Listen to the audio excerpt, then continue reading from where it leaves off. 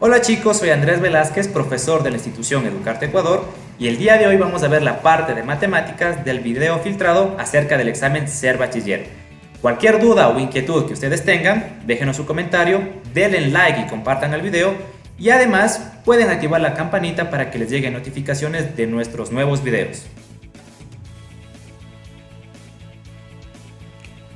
Muy bien, vamos con el ítem número 1. Nos dice en un tablero de 8 por 8, los cuadrados horizontales se ubican mediante la letra I, igual a 1, 2, 3, 4, 5, 6, 7, 8. Y los cuadrados verticales se ubican mediante la letra J, igual a 1, 2, 3, 4, 5, 6, 7, 8. La numeración empieza en el cuadrado de la esquina superior izquierda del tablero. Por lo tanto, el cuadrado de coordenadas I igual a 8, J igual 3, se encuentra ubicado en la fila 8 y columna 3. Si el juego inicia colocando el número 1 a todos los cuadrados que cumplen simultáneamente con la siguiente condición, I menor o igual a J, mientras que en todos los demás cuadrados se coloca el número 0, ¿qué tipo de matriz se forma? Vamos a detallar palabras claves entonces en este ejercicio. La primera sería que se tiene un tablero de 8 por 8. Importante tener en cuenta eso. Nos habla de que los cuadrados horizontales se ubican mediante la letra I, enumerados del 1 al 8. Y los cuadrados verticales se ubican mediante la letra J, también enumerados desde el 1 hasta el 8. ¿De acuerdo? Ahora, la numeración empieza en el cuadrado de la esquina superior izquierda. También es importante tener en cuenta esto. Cuadrado de la esquina superior izquierda. Por lo tanto, el cuadrado de coordenadas I igual a 8 y J igual a 3 se encuentra ubicado en la fila 8 y columna 3. Si el juego inicia colocando el número 1 a todos los cuadrados que cumplen con dicha condición, I menor o igual a J, entonces vamos a revisar qué matriz nos quedaría. ¿De acuerdo? Por lo tanto, si se tiene una matriz de 8 por 8, vamos a colocarlo por acá, una matriz de 8 por 8 sería de esta forma. Vamos a entender qué representa el número 8. El número 8 representa a las filas. Y el otro número 8 que tengo acá representa a las columnas. ¿De acuerdo? Algo importante nos dice que I representaría a las filas. Eso es importante entender. ¿Por qué? Porque la letra I está en los cuadrados horizontales. Entonces, si está en los cuadrados horizontales, hace referencia a estar ubicada en las filas. Y la letra J está ubicada en las columnas, o sea, representa las columnas, porque la J está ubicada en los cuadrados verticales.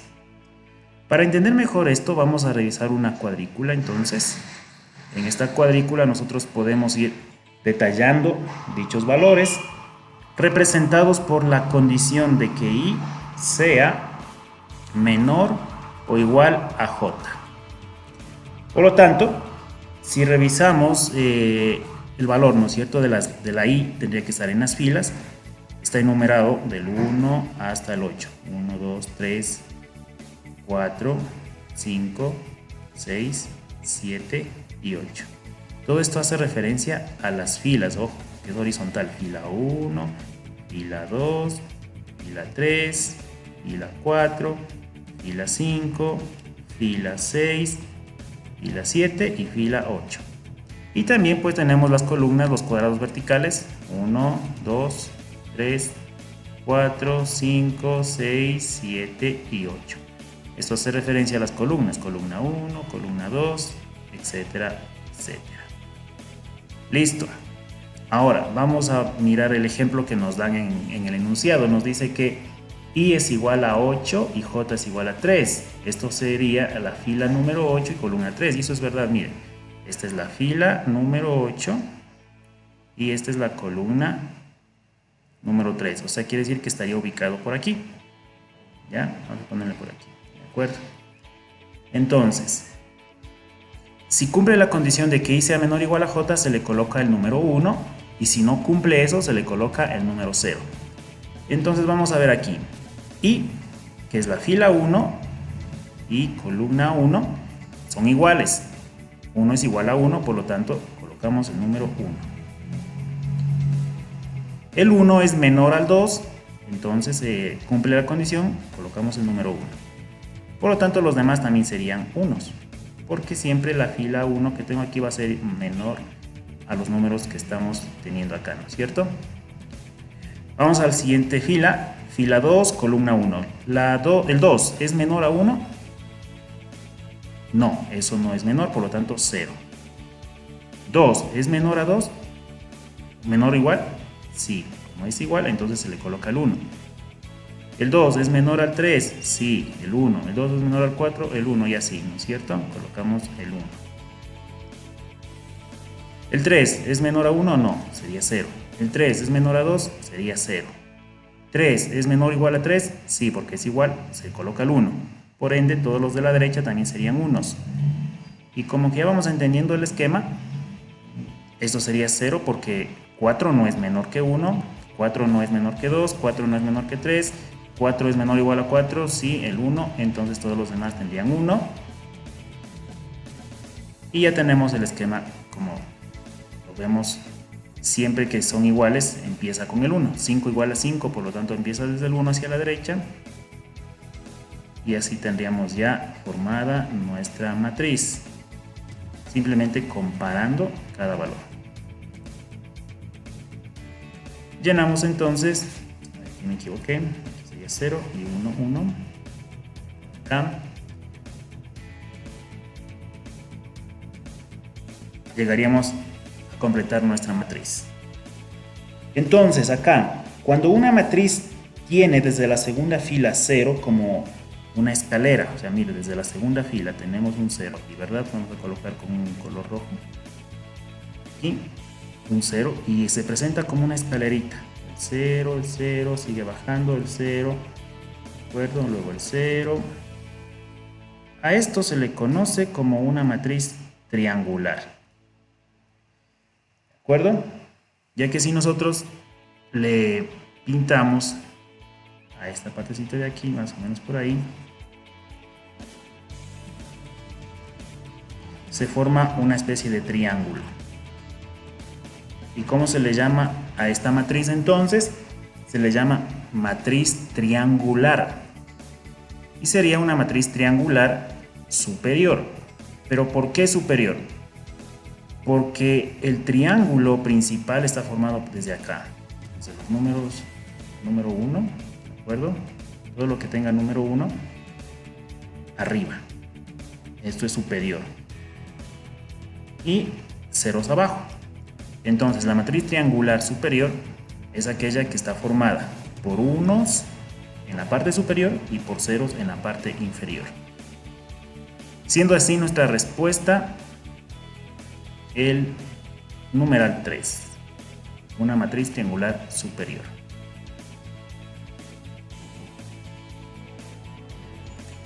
Ítem número 2. Se presentan dos proyectos diferentes en los que se desea invertir la gerencia de una empresa. Se tiene los costos fijos F y los costos variables B por cada unidad X. Eso es importante resaltarlo. ¿Cómo se indican las matrices? Entonces aquí tenemos las matrices F, como nos dice el enunciado, esto habla de los costos fijos. Y también tenemos la matriz B, la cual habla de los costos variables.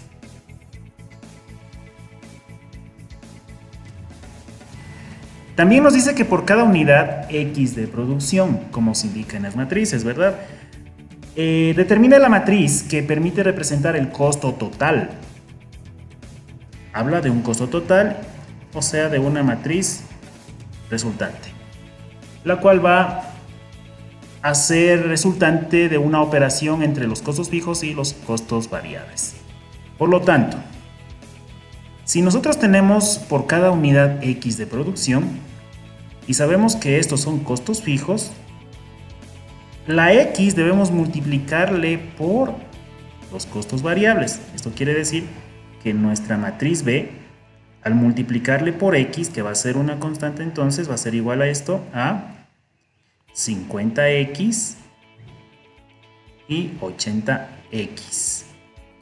¿Por qué? La X va a multiplicarse en forma distributiva. Y tendríamos ya la matriz definida así. Por lo tanto, si sacamos un costo total, el costo total sería igual a la sumatoria de los costos fijos, que es la matriz F, más los variables. Cuando nosotros sumamos matrices, debemos entender que se debe sumar de acuerdo a la posición ubicada, en forma respectiva. El primer elemento de la matriz con el primer elemento de la otra matriz, que en este caso es el 50X. Por lo tanto, al sacar el resultante acá de nuestra matriz, el costo total sería igual a 20.000, que es algo fijo, más el variable que nos resultó 50X. Esa sería la primera sumatoria. Pero ahora debemos sumar el otro elemento de la misma manera. Si sumamos el otro elemento, tendría que ser el 10.000, que es el segundo elemento de la matriz, con el 80X. De tal forma que el resultado de esto me quedaría 10.000 más 80X, siendo nuestra matriz resultante, y ya tendríamos la respuesta, ¿verdad? En este caso sería la alternativa 1. Recordemos entonces que el enunciado me dice que tengo los costos variables por cada unidad de X, por eso le multipliqué por X. Entonces asocié la X a estos costos variables y luego hice una sumatoria para encontrar el costo total. Por lo tanto, el costo total es igual a la matriz F más la matriz B, dándome un resultado de 20.000 más 50X y 10.000 más 80X. Continuamos con el siguiente ejercicio. El gráfico muestra una representación de las notas de 50 estudiantes obtenidas en una prueba de matemática de un curso preuniversitario. Tenemos el gráfico ahí de barras y la pregunta nos dice: ¿cuál es la mediana de las notas conseguidas en la prueba mencionada para los 50 alumnos? Puntos a destacar. Primero, la pregunta nos hace referencia a la mediana de las notas. En el eje horizontal tenemos la cantidad o el valor de las notas, y en el eje vertical tenemos el número de alumnos. Para esto tenemos que hacer una representación de las notas, ¿de acuerdo? Ordenando los valores de esta manera. Miren, tenemos dos alumnos, ¿cierto? Los cuales han sacado un resultado de un punto. Eso está aquí. Dos alumnos que sacaron un punto. También se menciona que se tiene aquí 4 alumnos, ¿verdad?, que sacaron un resultado de 2. Y aquí tenemos 4 alumnos que sacaron 2. Luego también tenemos 2 alumnos que sacaron 3, ¿sí? Y tenemos 6 alumnos que sacaron 4. Entonces usted ya me entendió el esquema, ¿verdad? 6 alumnos que sacaron 4. De esta manera hemos sacado así los alumnos que sacaron 5, los alumnos que sacaron 6, los alumnos que sacaron 7, los alumnos que sacaron 8, los que sacaron 9 y los que sacaron 10. Si contamos todos estos valores, tendrían que ser 50 notas porque son 50 alumnos. Como nos pide la mediana, la definición de la mediana es el valor central de esta serie ordenada de números. Entonces, como son 50 notas, tenemos que buscar el centro, que sería 25, ¿de acuerdo? Entonces vamos a ver, contando los valores. Tengo 1, 2, 3, 4, 5, 6, 7, 8, 9, 10, 11, 12, 13, 14, 15, 16, 17, 18, 19, 20, 21, 22, 23, 24, 25. Por aquí está ubicado el valor 25, pero como esto es un dato par, hablando de que son 50 alumnos, existe una definición, ¿no? Vamos a colocarla por acá arribita, la cual nos dice que si el dato es par, se debe hacer la sumatoria de los datos centrales, o sea, x más y sobre 2, ¿de acuerdo? Y si el dato es impar, simplemente el resultado de la mediana será el dato que esté ubicado en el centro. ¿De acuerdo? Entonces, de esa manera nosotros podemos sacar la mediana. Ahora, nosotros vemos en la gráfica que los datos centrales vendría a ser el 6 y el 6. Como 50 alumnos es un dato par, por lo tanto, la mediana sería la suma de 6 más 6 dividido para 2. Pongámosle por acá. 6 más 6 dividido para 2. Obviamente 6 más 6 es 12, dividido para 2 es 6. Quiere decir que la mediana y como resultado es 6.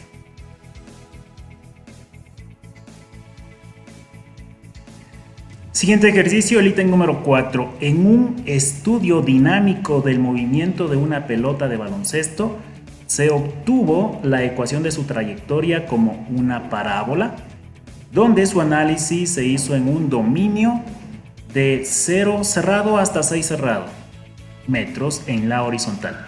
Tenemos la función y igual a menos x al cuadrado más 8x menos 12. Determine el conjunto de valores del recorrido de la función que permite analizar el desplazamiento vertical. Muy bien, palabras claves importantes aquí a destacar. Primero, nos habla de que se tiene una ecuación, ¿verdad? Ya tenemos ahí la ecuación en pantalla. Y nos pide analizar también un poquito lo que es el dominio, que en este caso es de 0 a 6. Cerrado en metros. Listo, tenemos nuestra ecuación. Y la pregunta nos dice, determina el conjunto de valores del recorrido. Listo. Esas son las palabras claves que nosotros debemos manejar. ¿Qué significa dominio? El dominio son los valores que se tiene en el eje de las X. Entonces vamos a colocar por aquí eje X. Y el recorrido son los valores que se obtiene en el eje de las Y. Repito una vez más, el dominio son los valores que se tiene en el eje de las X y el recorrido es el conjunto de valores que se tiene en el eje de las Y para esta ecuación. Por lo tanto, como la ecuación aquí es y igual a menos x cuadrado más 8x menos 12, tengo que fijarme en el dominio. Entonces algo muy sencillito sería lo siguiente, miren, si el dominio es cerrado en 0 hasta 6 cerrado, entonces yo tengo que encontrar el recorrido, que es el rango, en otras palabras, que si es cerrado el dominio, también el rango debe ser cerrado en ambos extremos. Esto me ayuda a descartar ya las alternativas. Vamos a ver, la alternativa 1 me dice que está abierto, entonces no es esta. La alternativa 2 puede ser porque tengo los extremos cerrados. La alternativa 3 tengo los intervalos abiertos, también no es, y por lo tanto ya tendríamos que mirar entre la 2 y la 4. Listo, ahora basándonos en la ecuación que y es igual a menos x al cuadrado más 8x menos 12, vamos a reemplazar este valor de 0, ¿de acuerdo? Como en el dominio nos dice que aquí tenemos el 0, vamos a reemplazar entonces en x el valor de 0. Sería de la siguiente manera, y igual a menos 0 al cuadrado, que sería 0, más 8 por 0, que sería 0, menos 12. Entonces, el primer valor sería en menos 12. Listo. Luego tendríamos que hacer lo mismo, pero para el valor de 6. Ya que en el dominio tenemos ese dato de 6 por aquí, miren. Por lo tanto, lo vamos a reemplazar. Sería menos 6 al cuadrado más 8 por 6 y luego menos 12. Esto me daría menos 36 más 48 y menos 12. Al hacer esta operación, menos 36 más 48 y menos 12 nos va a salir 0. Quiere decir entonces que el rango está dado desde menos 12 cuando reemplacé el valor de 0 y de 0 cuando reemplacé el valor de 6. Así obtenemos ya nuestro resultado, siendo la alternativa número 2, de menos 12 hasta 0 cerrado.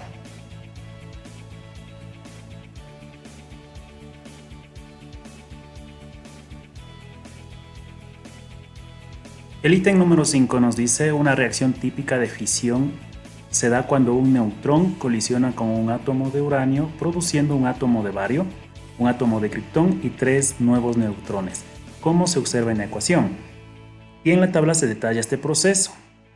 Por lo tanto, el número de neutrones totales se representa mediante la progresión 1, 3, 9. ¿Cuántos neutrones en total se habrán producido para n igual a 5? Muy bien, la clave está en entender lo que nos pide el enunciado. Primeramente, la pregunta nos dice ¿cuántos neutrones en total? Esto hace referencia entonces a que debemos fijarnos en esa progresión que nos dan. Si tenemos, ¿verdad? Tenemos el 1, tenemos el 3, tenemos el 9. Podemos fijarnos que del 1 al 3 se multiplica por 3, del 3 al 9 se multiplica por 3.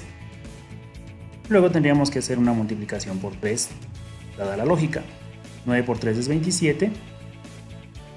27 por 3 es 81. Pero hay que entender que el enunciado me hace referencia a los neutrones en total. ¿De acuerdo? Entonces, habla de una sumatoria. Ojo con esta parte, los neutrones en total. Por lo tanto, vamos a sumar nuestros valores obtenidos. Pongámoslo por aquí. 1 más 3 me da 4. 4 más 9 me da 13. 13 más 27 me daría 40. ¿De acuerdo? Y 40 más 81 me daría un total de 121 neutrones. Esto sería entonces la respuesta 121. ¿De acuerdo? Importante entonces, para n igual 5. Cuando nosotros tenemos el quinto elemento, ahí producimos la sumatoria de todos estos valores. La respuesta es 121. Siguiente ejercicio. En el laboratorio químico de una empresa de cosméticos se desea analizar el pH de las cremas para el rostro y utilizan la fórmula pH igual a menos logaritmo de H, donde 0 corresponde a una probabilidad de un suceso imposible y 1 a la probabilidad de un suceso seguro. ¿Cuál de las afirmaciones es correcta si H es mayor a 1? Palabras a destacar o puntos a destacar. En primer lugar, el de aquí. H es mayor a 1. Esto me ayuda bastante porque en logaritmos conocemos la siguiente definición. Si x es mayor a 1, entonces se dice en logaritmos que el valor del logaritmo de x es positivo. ¿Sí? Esto es una definición. Si nosotros colocamos un valor mayor a 1, el logaritmo va a ser positivo, el logaritmo de x. También, si tenemos el valor de la x en un intervalo de 0 hasta 1, entonces el logaritmo de x será negativo.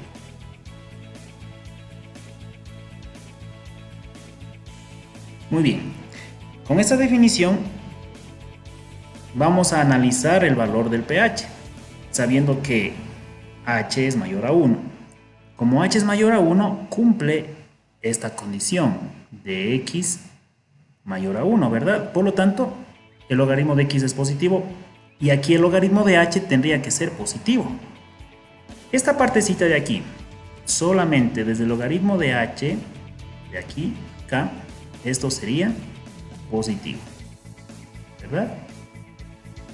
Pero como estamos multiplicando por este signo negativo, entonces aquello que era positivo al multiplicarse por algo negativo, obviamente me queda negativo. Con esto concluyo entonces que el valor del pH que voy a tener aquí es negativo. Por lo tanto, la probabilidad que menos logaritmo de h sea mayor a 0 es 1, no sería correcto. La respuesta sería la probabilidad que el menos logaritmo de h sea menor a 0 es 1, sí es correcto, siendo nuestra respuesta. ¿Por qué? Como el pH es negativo, recuerde que si nosotros reemplazamos el pH sería esto de aquí, ¿de acuerdo? El pH sería en este caso nuestro valor y por lo tanto esa es la respuesta.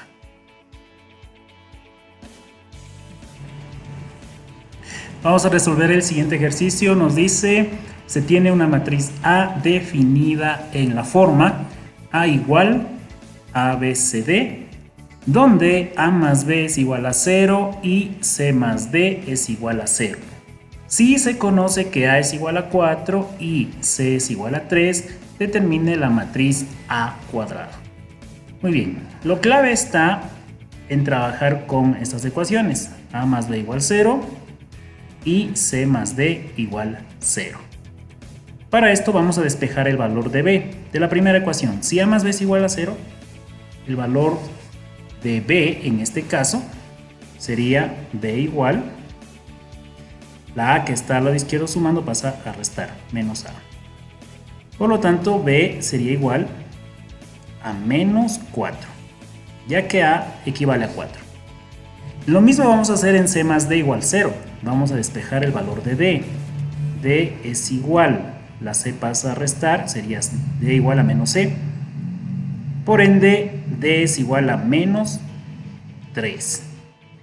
Muy bien, conociendo esos datos ya, ahora sí podemos representar el valor de la matriz A cuadrado.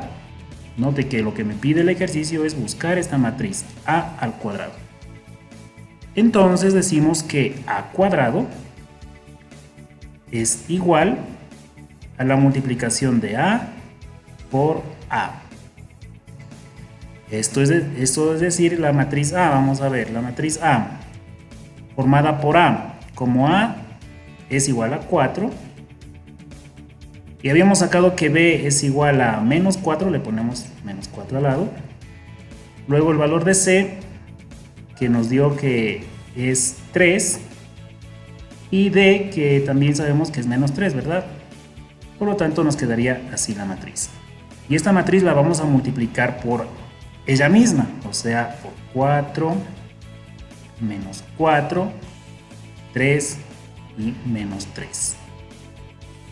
Para la multiplicación de matrices, vamos a recordar, se multiplica la fila por la columna. Y para entender esto vamos a tomar el siguiente esquema. Vamos a decir el primer elemento de la fila con el primer elemento de la columna. Por lo tanto, a la multiplicación, ¿no es cierto?, me quedaría. El primer elemento de la fila es 4. Multiplicado por el primer elemento de la columna, que sería 4. Luego más el segundo elemento de la fila, en este caso es menos 4, multiplicado con el segundo elemento de la columna, que sería 3. Y tenemos ya la primera parte. Ahora vamos a multiplicar esta fila por la otra columna, que es el menos 4 y 3. Menos 3. Sería así, primer elemento de la fila, 4, con el primer elemento de la columna, que es menos 4. Luego más, segundo elemento de la fila, que sería menos 4, con el segundo elemento de la columna, que es el menos 3. Y tendríamos ya la otra parte en la matriz. Bueno, continuamos ahora con la otra fila, que en este caso sería la segunda fila, menos 3 y menos 3. Entonces hacemos la multiplicación siguiendo el mismo orden. El primer elemento de esta fila, que sería el 3, multiplicado por el primer elemento de la columna, que es el 4, más segundo elemento de esta fila sería menos 3, multiplicado por el segundo elemento de esta columna, que sería 3. ¿Listo? Cambiamos ahora de columna. Sería el primer elemento de la fila 3 por el primer elemento de esta otra columna, menos 4. Segundo elemento de esta fila sería menos 3 por el segundo elemento de esta columna, que sería menos 3. Y vamos a sacar su resultado entonces. Aparte vamos a ponerle por acá, la matriz sería igual, entonces vamos a sacar los resultados. Primero, 4 por 4 me da 16. Aquí. Por acá, al hacer ley de signos, más por menos menos, la multiplicación de 4 por 3 es 12, 16 menos 12. Al lado sería 4 por menos 4, menos 16. Luego la ley de signos, más por menos menos, menos por menos más, 4 por 3, 12, entonces más 12. Vamos por abajo, el 3 por 4 me da 12. Por acá, más por menos es menos, 3 por 3, 9, menos 9. Al lado, 3 por menos 4 me da menos 12. Y luego sería la ley de signos, más por menos más, sería más 9. Y con esto entonces ya tenemos el resultado. Vamos a ver cómo nos quedaría. Vamos a ver bien esto. Sería así. 16 menos 12, 4. Al lado, menos 16 más 12, menos 4. Abajo, 12 menos 9 es 3. Al lado, menos 12 más 9 es menos 3. Y este sería nuestro resultado. Por lo tanto, al verificarlo con las alternativas, la primera no sería, la segunda es completamente idéntica, siendo nuestro resultado el numeral número 2. 4 menos 4, 3 menos 3.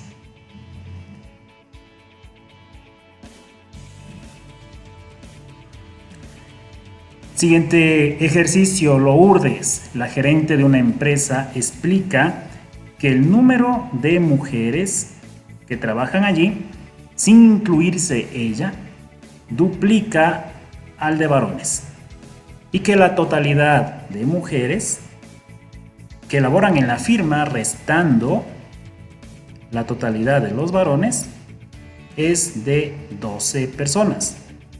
Si la compañía forma brigadas para diferentes actividades, ¿cuántas personas están a su cargo?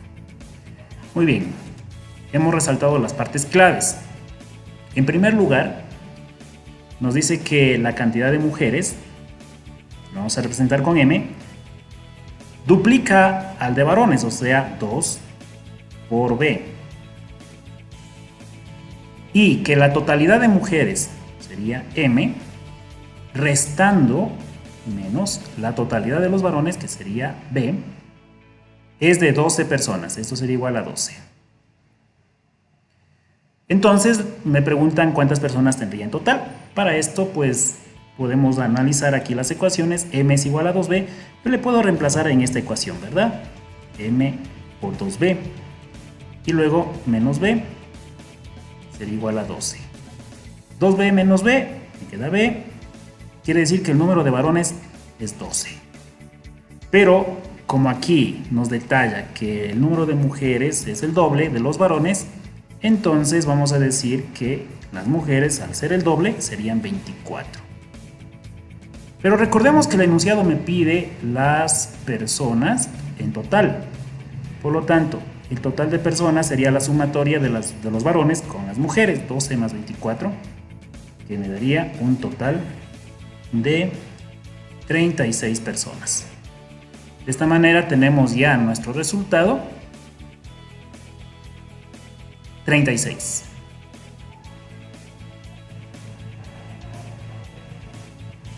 Ítem número 9. En un análisis de transferencia de calor por convección de un radiador, mediante un osciloscopio y una termocupla digital, se obtuvo la función f de t del calentamiento de las aletas del radiador a través del tiempo.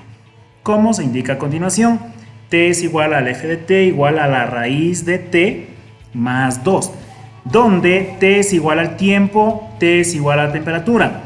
Determina el conjunto de valores que puede tomar la variable de la temperatura en la función analizada.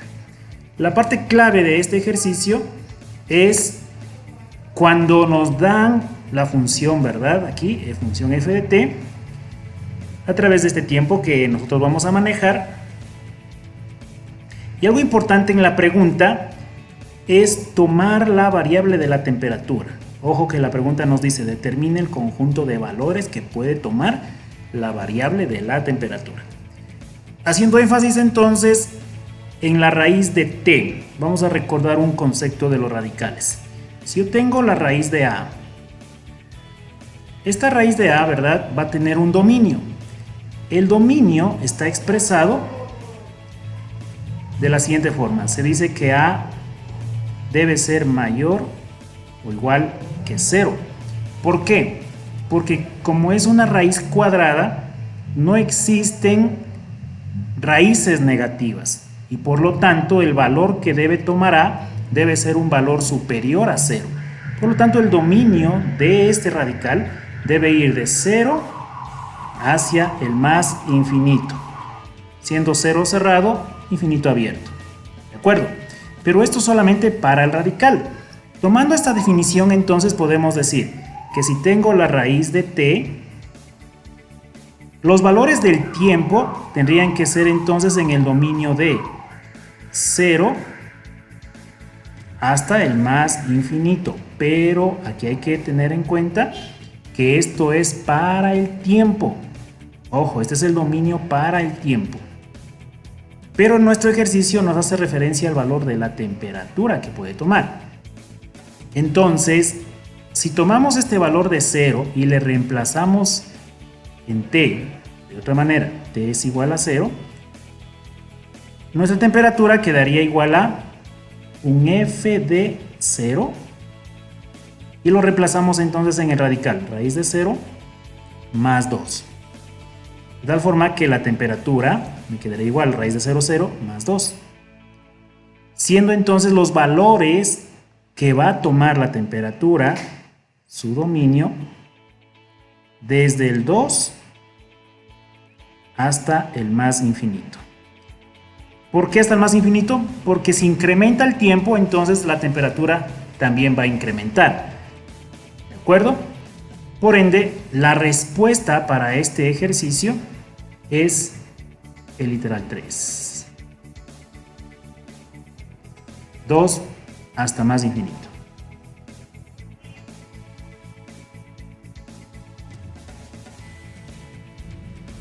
Bien chicos, continuamos con la pregunta número 10. En este caso nos dice que un atleta que compite en salto de longitud toma impulso corriendo antes de realizar su salto, el cual está descrito por una curva parabólica, cuya ecuación es, y nos presentan la ecuación, nos dice que el origen de coordenadas representa la posición de partida del atleta desde donde empieza a correr. Y representa la altura y el eje X el suelo. Considerando que todas las medidas están dadas en metros, calcule la longitud del salto del atleta.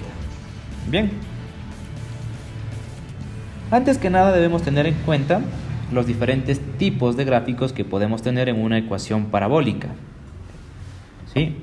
En el caso de que nosotros tengamos un x al cuadrado positivo, ¿sí? Es decir, tenemos un x al cuadrado positivo, el gráfico de la parábola se va a abrir hacia arriba, ¿sí? Pero si yo tengo un x al cuadrado negativo, el gráfico de la parábola se va a abrir hacia abajo, ¿sí?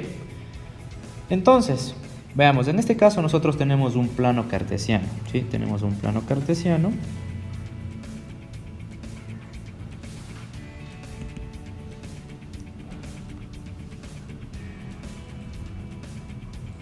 De esta manera. Tenemos aquí el eje Y, acá el eje X, y nos dice que el atleta está ubicado en este punto, ¿sí? En el origen de coordenadas. Aquí el atleta va a empezar a correr hasta agarrar cierto impulso, ¿sí? Una vez que agarra cierto impulso, es decir, él va a venir corriendo por acá, y una vez que ya agarra cierto impulso, va a saltar, ¿sí? Y nos dice que el salto que él realiza va a tener una trayectoria parabólica. La ecuación que ellos nos presentan nos dice y igual a menos x cuadrado más 7x menos 10, ¿sí? Como el x al cuadrado es negativo, yo sé, ¿sí?, que voy a tener este tipo de gráfico, ¿sí? Porque el x cuadrado es negativo, es decir, se va a ir hacia abajo. Entonces, cuando el atleta llega al punto en el que ya va a saltar, el gráfico va a lucir de esta manera, ¿sí?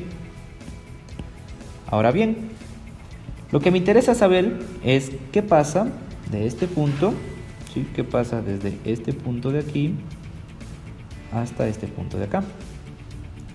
Lo que me interesa es esta distancia. Esto viene a ser la longitud de salto, ¿sí? La longitud de salto. Ahora, para yo encontrar esta longitud de salto, me fijo que el gráfico, ¿sí?, es decir, donde la trayectoria del atleta corta el eje X, tiene un punto en el que él salta y un punto en el que vuelve a caer. Entonces yo digo lo siguiente, ¿sí? Yo digo que para hallar los puntos de corte en X, Y debe valer 0, ¿sí? Para el punto de corte en X, para el punto de corte en X, entonces Y debe valer 0, ¿sí? Entonces Y debe ser igual a 0 para encontrar esos puntos. Entonces, si Y vale 0, la ecuación parabólica me queda de la siguiente manera: menos x cuadrado más 7x menos 10 es igual a 0, ¿sí? Y lo que tengo que hacer es factorizar. Ahora, para facilitarme los datos, lo que yo voy a hacer es voy a multiplicar por menos 1, ¿sí? Para tener el x cuadrado positivo y así poder factorizar más fácil. Me va a quedar x cuadrado menos 7x menos 10 igual a 0. Y ahora sí voy a factorizar. Recuerden que ustedes tienen diferentes tipos para factorizar. Pueden realizar el método por aspas o simplemente ubicar dos paréntesis, ¿sí? En el primer paréntesis voy a tener x, en el segundo también. Aquí voy a tener menos, que corresponde al segundo signo de la ecuación. Y acá voy a tener menos, que corresponde a la multiplicación del segundo signo por el tercero, es decir, menos por más, menos. Y necesito dos números que multiplicados me den 10, ¿sí? En este caso 5 y 2. 5 por 2 me da 10 y además menos 5 menos 2 me da el término del medio, que es menos 7. Ahora, lo que hago es igualo cada uno de los paréntesis a 0. Es decir, me queda x menos 5 igual a 0 y x menos 2 igual a 0, ¿sí? Despejo y me queda x igual a 5 y x igual a 2.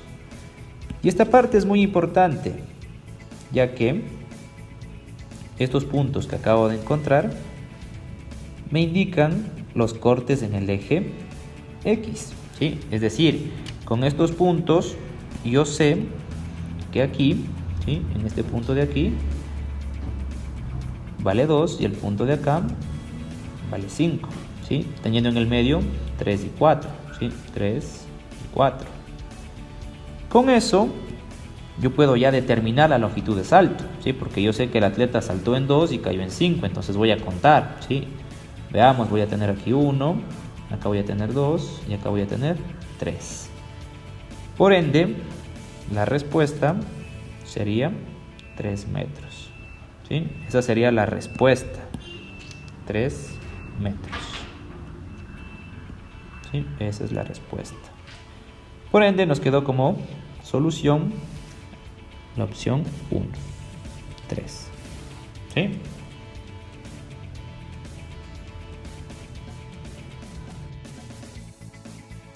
Muy bien, continuamos.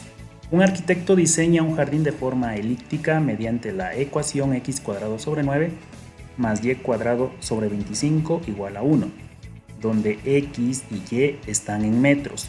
Si se desea instalar 2 lámparas en los focos de la elipse para iluminar el jardín, seleccione los puntos que corresponden a dichos focos. Para resolver el ejercicio, ¿sí?, lo podemos hacer de una manera muy sencillita, fijándonos primeramente en la ecuación que tenemos. En este caso es x cuadrado sobre 9 más y cuadrado sobre 25. Dicha ecuación nos determinará dónde están ubicados los focos, si en el eje horizontal o en el eje vertical. Para esto tenemos que recordar un poquito los conceptos de las elipses. En primer lugar, cuando una elipse es horizontal, tiene como fórmula básica x al cuadrado sobre a al cuadrado más y al cuadrado sobre b cuadrado igual a 1. Y cuando tenemos una elipse en forma vertical, la fórmula es x al cuadrado sobre b al cuadrado más y al cuadrado sobre a al cuadrado igual a 1. Teniendo en cuenta que a siempre va a ser mayor a b. Por ende, fijándonos entonces en que tiene que ser a mayor a b, podemos fijarnos en nuestra ecuación que el 25 es mayor. Y esto está debajo del eje de las y, entonces quiere decir que nuestra elipse es vertical. Por lo tanto, se va a usar esta fórmula. De aquí deducimos entonces que los focos de esta elipse estarán ubicados en el eje de las y, siendo de coordenadas 0, c y 0, menos c. Teniendo en cuenta que el punto central es de coordenadas 0, 0. Por lo tanto, con esto ya podemos sacar nuestro dato sin necesidad de hacer un cálculo. ¿Cuál de las opciones aquí tenemos con el foco en 0? Si nos damos cuenta, 0, menos 4, 0, 4. Por lo tanto, nuestra respuesta tendría que ser 1 y 3, siendo el valor de nuestro resultado. Y si quisiéramos encontrar el valor de C, obviamente tendríamos que hacer un cálculo que, si por el concepto lo vemos, no es necesario. Pero para poder aprender, vamos a resolverlo acá. El valor de C es igual a cuadrado menos b cuadrado. Por lo tanto, C es igual a la raíz de a cuadrado. A cuadrado es 25, b cuadrado es 9, por lo tanto 25 menos 9 es 16 y c sería 4. Si reemplazamos en los focos sería 0, c, que en este caso es 4, y el otro foco 0, menos 4. Con esto entonces sabemos cómo calcular el valor de C para encontrar los focos. Bien, continuamos con la pregunta 12.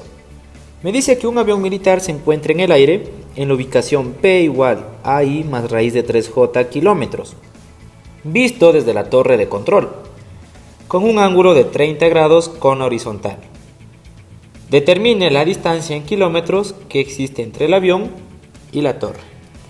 Bien, La parte clave para este ejercicio es primero reconocer que me dice que esas coordenadas del avión, esas coordenadas vectoriales, son vistas desde la torre de control. Esto me da a entender que la torre de control está en el origen de coordenadas. Es decir, si yo tengo el plano cartesiano, yo tengo aquí el plano cartesiano, tengo aquí el eje Y y acá el eje X. Aquí en el centro, en el origen, se encuentra la torre de control. Entonces me dice que un avión, yo tengo acá un avión,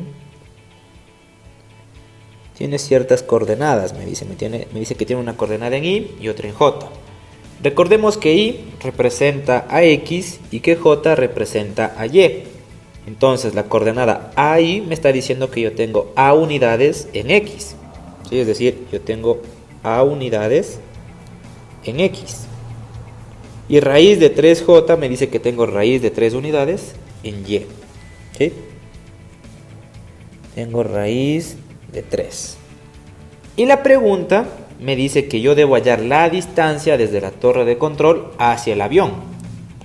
Es decir, que yo quiero la distancia que viene desde la torre de control hacia el avión, como indica la flechita azul. Es lo que yo quiero hallar, esa es la distancia. Esto es lo que yo quiero encontrar, la distancia entre la torre y el avión. Además de eso, el enunciado nos da otro dato y nos dice que el ángulo desde la horizontal es 30 grados, ¿sí? Es decir, contado desde X hacia mi vector es 30 grados. Muy bien, entonces mi objetivo es encontrar esa distancia. Si nosotros nos fijamos en el gráfico, se me formó un triángulo rectángulo. Yo tengo un triángulo rectángulo. Voy a dibujar aparte para que se visualice mejor el triángulo rectángulo. ¿Sí? Tengo ese triángulo. Y yo sé que ese triángulo tiene aquí 30 grados, que en la parte de abajo tiene A unidades y que esta línea que se encuentra aquí, ¿sí? Esta línea es raíz de 3. ¿Sí? Es raíz de 3, me dice. Lo que yo quiero hallar es de esta línea de acá, la distancia. Ahora bien, para yo resolver este ejercicio voy a utilizar una razón trigonométrica. Nosotros tenemos varias razones trigonométricas. Una de ellas es el seno de un ángulo. ¿Sí? El seno de un ángulo me dice que el seno de un ángulo es igual al cateto opuesto sobre la hipotenusa.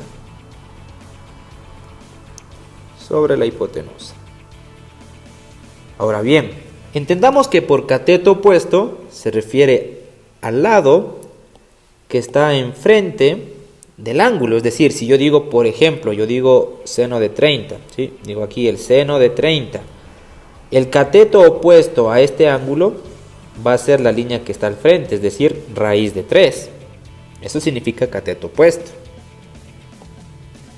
Si yo realizo el seno de 30, me va a quedar que seno de 30 va a ser igual al cateto opuesto, que es raíz de 3 sobre la hipotenusa. Y en este caso la hipotenusa es lo que yo quiero hallar, es la distancia. Entonces todo esto va a estar dividido por la distancia. Como a mí me interesa encontrar la distancia, voy a despejar. Es decir, me va a quedar que la distancia por el seno de 30 es igual a raíz de 3. ¿Sí? Ahora bien, yo sé que seno de 30 es un medio. Ahora ustedes me van a preguntar, ¿pero cómo sabes que seno de 30 es un medio? Existe una manera de saber los ángulos básicos o los ángulos generales sin necesidad de utilizar la calculadora. Sí, es un método muy sencillo y muy práctico para la prueba. Si ustedes quieren conocer ese método, déjenos en sus comentarios y denle like al video. Para nosotros, el día de mañana, subir ese video. ¿Sí? Entonces, sabemos que el seno de 30 es un medio. Entonces tengo distancia por un medio igual a raíz de 3. Este 2 está dividiendo, va a pasar a multiplicar. Es decir, me va a quedar que la distancia es igual a 2 por raíz de 3. Pero si vemos las respuestas, nosotros no tenemos, ¿sí? No tenemos una respuesta en la que tengamos un número y después una raíz. Todas tienen una raíz y adentro el número. Eso significa que yo voy a tener que a este 2 que está aquí, yo voy a tener que meterle dentro de la raíz. Ahora, si yo quiero meter un número dentro de una raíz, voy a tener que elevar ese número a una potencia, dependiendo de la raíz que sea. En este caso, como es una raíz cuadrada, este 2 va a entrar adentro a multiplicar al 3 elevado al cuadrado. Es decir, me va a quedar que la distancia es igual a la raíz de 3 por 2 al cuadrado. ¿Sí? Porque el 2 entró a la raíz, por eso se elevó al cuadrado. Y yo sé que 2 al cuadrado es 4, entonces 4 por 3, ¿qué me queda? Raíz de 12. Y esa respuesta sí la tengo, ¿sí?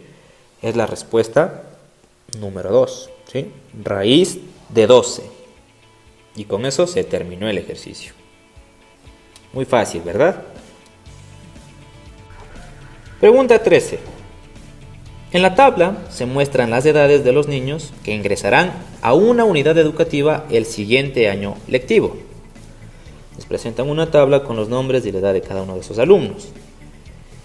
La pregunta dice, si se quiere presentar un informe estadístico respecto a la dispersión de las edades, ¿cuál será su varianza?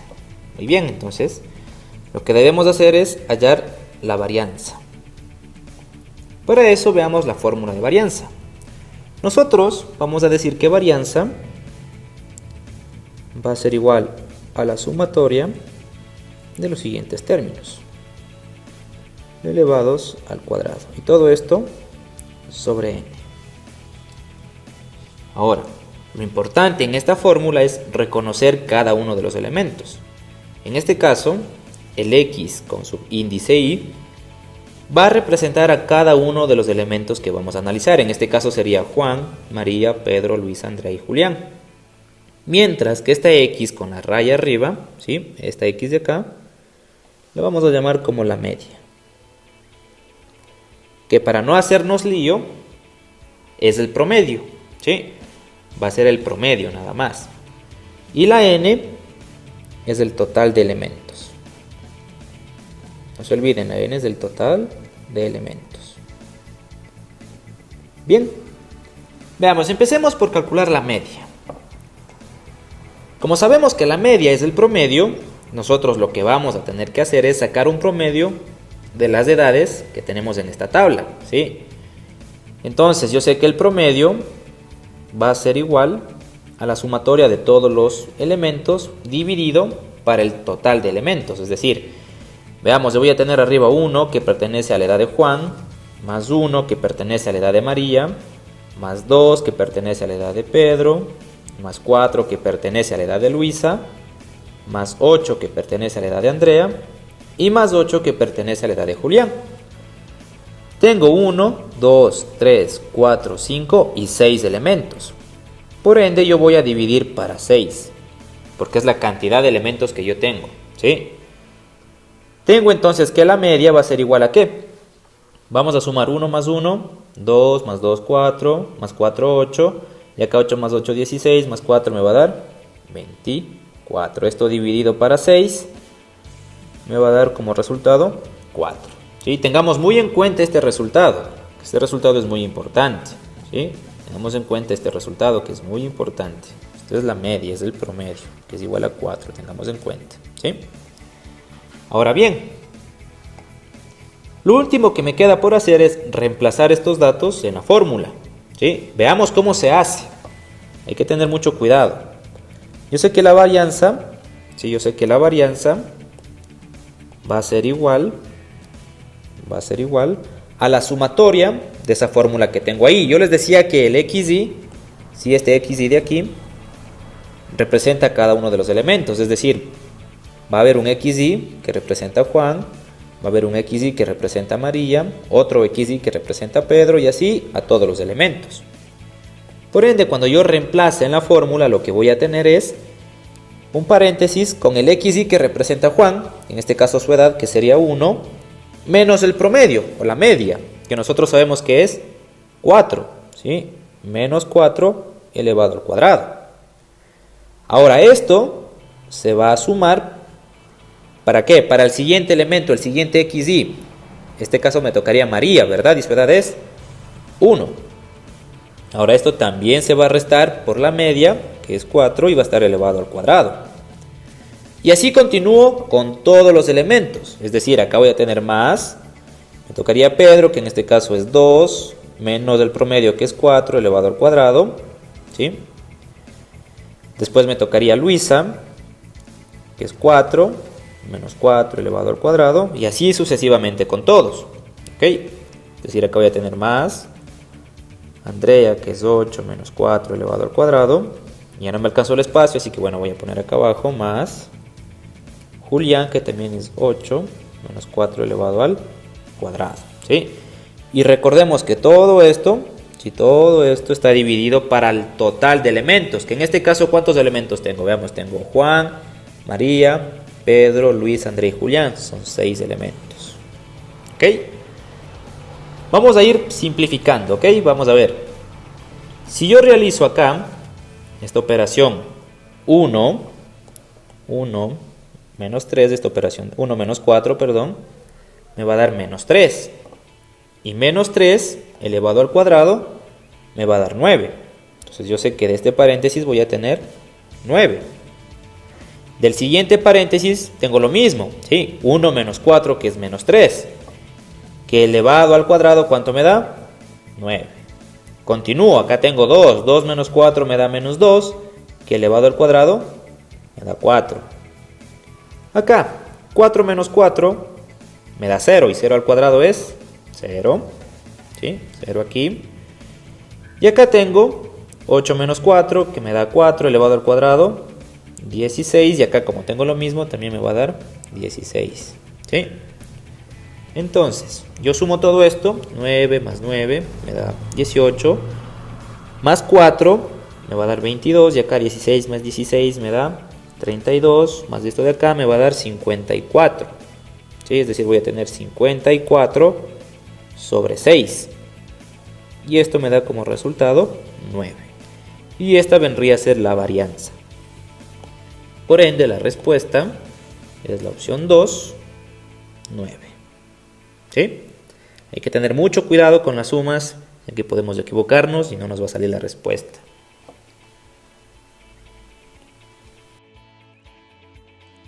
Ítem 14 nos dice: un arquitecto diseña el pasillo de acceso a un local comercial para que los clientes puedan ingresar fácilmente. La medida de la altura debe exceder en 2 metros al ancho y el largo debe exceder en 5 metros a la altura. Si la altura del corredor es de X metros, determine la función que representa su volumen para que le permita al arquitecto estimar la cantidad de personas que podrán circular por allí. Datos importantes entonces en este ejercicio. Primero nos da el valor, ¿no es cierto?, de la altura. Nos dice que la medida de la altura debe exceder en 2 metros al ancho. ¿De acuerdo? Exceder en 2 metros al ancho. En cambio, el largo debe exceder en 5 metros a la altura. Si la altura del corredor es de X metros, vamos a colocar entonces por aquí. Esto sería la X, porque esto es nuestra altura. Vamos a definir, esto va a ser nuestro ancho y esto va a ser nuestro largo. ¿De acuerdo? Entonces, ¿qué se dice del ancho? Primeramente, la altura debe exceder en 2 metros al ancho. Por lo tanto, el ancho debe ser menor en 2 metros. ¿Para qué? ¿Para qué debe ser menor? Para que la altura exceda en 2 metros. Ojo. Luego nos dice que el largo debe exceder en 5 metros a la altura. Por lo tanto, aquí debemos colocar X más 5, porque debe exceder a la altura en 5 metros. Una vez que ya tenemos las longitudes ubicadas, ¿verdad? Vamos a recordar la fórmula del volumen, que en este caso va a ser igual a la multiplicación de la altura por el ancho, vamos a colocarle una A, y por el largo, vamos a colocar una L. Entonces, ¿cuál es el valor de la altura? En este caso es la X. ¿Cuál es el valor del ancho? Es X menos 2. el valor de largo sería x más 5. Procedemos a hacer la multiplicación. Igual, x multiplica. Para multiplicar estos dos binomios vamos a hacer una forma fácil, sencillita. X por x es x al cuadrado. Y vamos a hacer la suma o resta de estos valores. De menos 2 más 5, en este caso es una resta. Menos 2 más 5 sería 3, por lo tanto sería aquí 3x. Y luego la multiplicación de menos 2 por el 5, que me daría menos 10. Luego tendríamos que multiplicar el valor de x en forma distributiva. X por x cuadrado, x cubo. X por 3x, 3x al cuadrado. X por menos 10, menos 10x. Siendo ya nuestro resultado. Comparemos entonces ahora con las respuestas. La primera nos dice x cuadrado más 3x cuadrado menos x cubo más 3x cuadrado menos 10x. Sí, en realidad esta es la respuesta, siendo el numeral 1 nuestro valor correcto. Ítem 15. El controlador del sistema de suspensión de un automóvil presenta una onda electromagnética que se comporta como una función f de x igual a seno de x. Si se realizan las mediciones de un dominio igual a 0 hasta 4pi, como se indica en la imagen, determine la periodicidad de la función para obtener un solo intervalo de análisis de datos. Y tenemos la gráfica de la función seno. En primer lugar, vamos a ver los datos importantes. Nos habla de que la función es una función senoidal y nos piden determinar la periodicidad. Para entender qué es la periodicidad, vamos a pintar de rojo esta curva. Como ustedes pueden notar, la función seno llega un momento en que se repite todo lo de rojo. ¿De acuerdo? Quiere decir que esto es una réplica y sigue replicándose cada vez, ¿verdad? En este caso en la gráfica tenemos dos veces la misma curva de la función seno. Por lo tanto, este punto de aquí me determina el valor del periodo, que de acá por la imagen podemos decir que es 2pi, porque a partir de 2pi otra vez se vuelve a repetir nuestra función seno.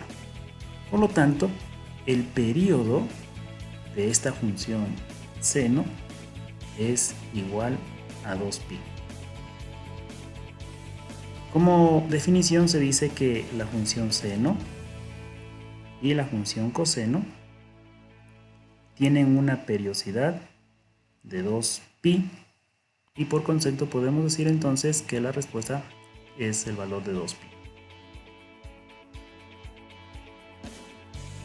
El ítem 16 nos dice: en sus prácticas preprofesionales, un estudiante de ingeniería civil desea saber la ecuación paramétrica que se forma al medir la recta de una carretera que va desde el punto 3,9 hasta el punto ubicado en menos 9,13.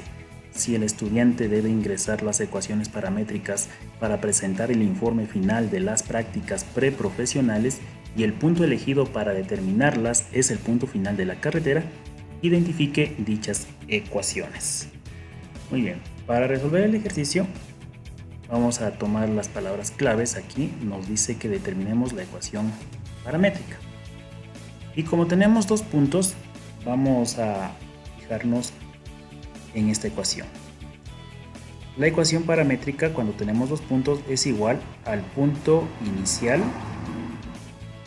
más el valor de t que multiplica al punto final menos el punto inicial. Pero hay que entender cuál es el punto inicial. Para no confundirnos en este caso, aquí el ejercicio nos dice que debemos determinarlas en el punto final de la carretera. Ojo, esto es el punto final de la carretera, pero este punto final se convierte en nuestro punto inicial, ¿de acuerdo?, de nuestra ecuación. ¿Y por qué? Porque debemos determinarla, según el enunciado, en ese punto. Si debo determinar en ese punto, se debe convertir entonces en nuestro punto inicial. Por lo tanto, aquí mucho cuidado no confundirse con esta definición. Este punto final se convierte en realidad en nuestro punto inicial. Por lo tanto, sería nuestra ecuación paramétrica de xy igual al punto inicial, el cual era el punto final, que en este dato es el punto final de la carretera, menos 9, 13, y lo reemplazamos aquí. Menos 9, 13. Más el valor de t multiplica el punto final. El punto final ahora sí de nuestra ecuación debería ser el punto de acá, el 3,9. Vamos a reemplazar 3,9 menos el punto inicial.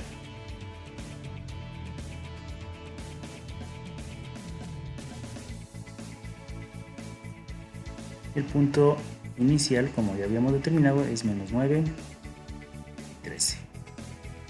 Siendo entonces esta la definición para encontrar aquí nuestro vector.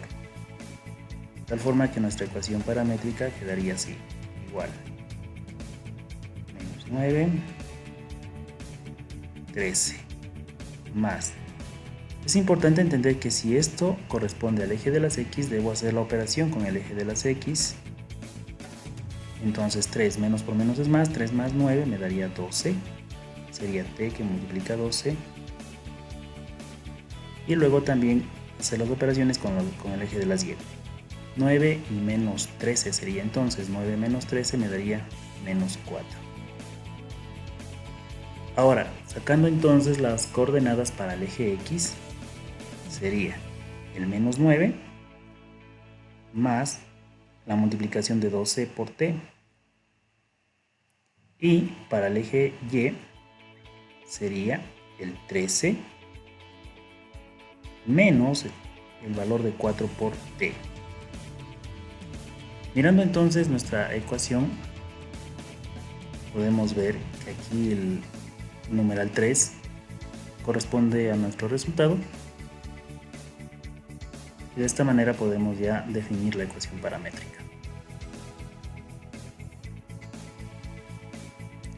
Ítem 17. Una espiral está formada por semicircunferencias sucesivas cuyos centros se alternan entre los puntos A y B, comenzando con el centro en A, de radios 0,5 centímetros, 1 centímetro, 1,5 centímetros, 2 centímetros, como se muestra en la figura.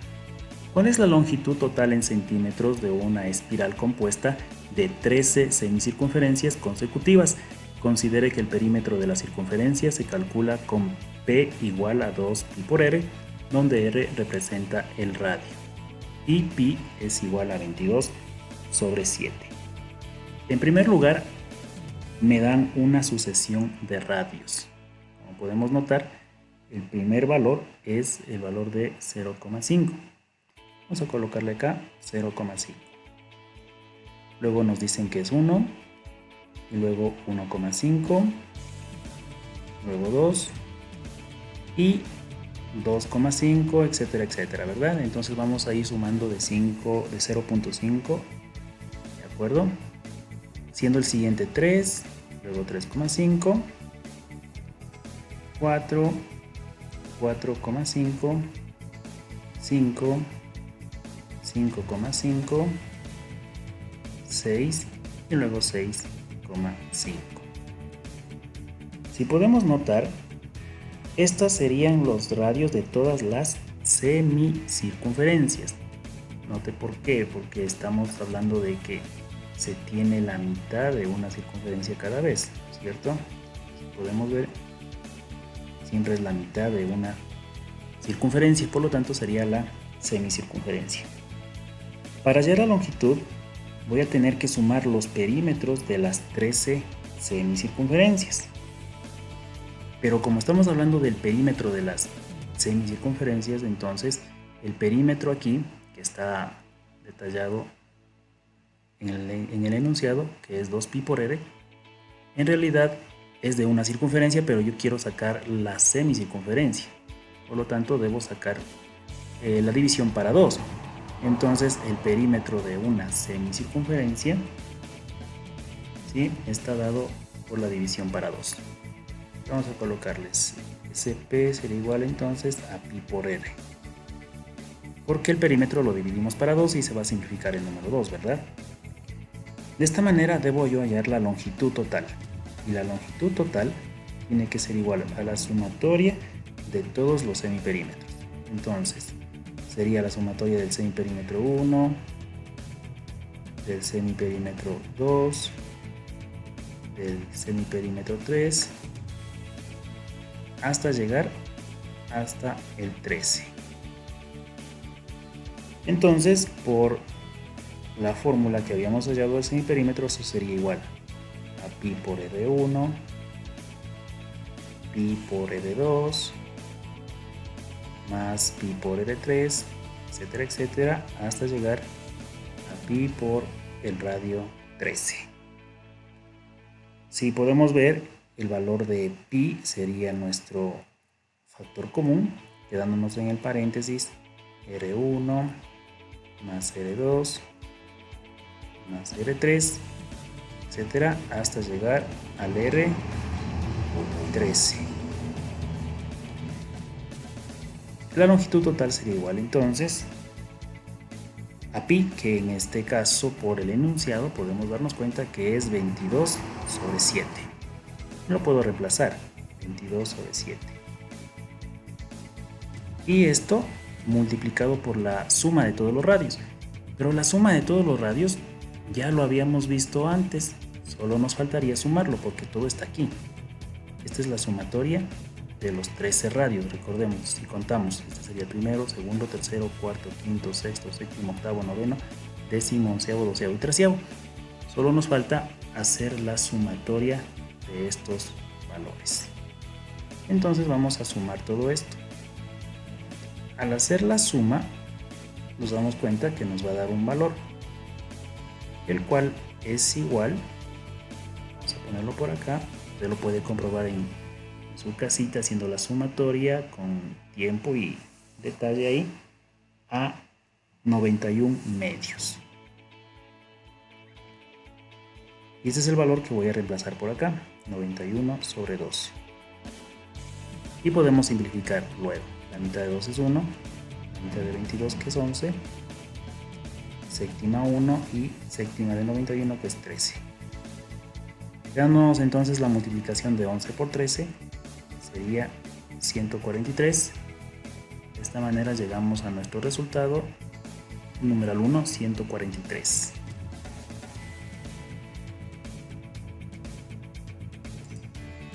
Bueno chicos, espero que todo haya quedado claro, que no tengan ninguna pregunta y en el caso de que tengan alguna duda no se olviden, tienen los comentarios. El día de mañana estaremos con un nuevo video de las otras partes de este video que se filtró, ¿sí? Muy atentos porque vamos a tener videos de química, de física, de sociales, así que por favor atentos y recuerden, ustedes pueden sacar 1000 puntos.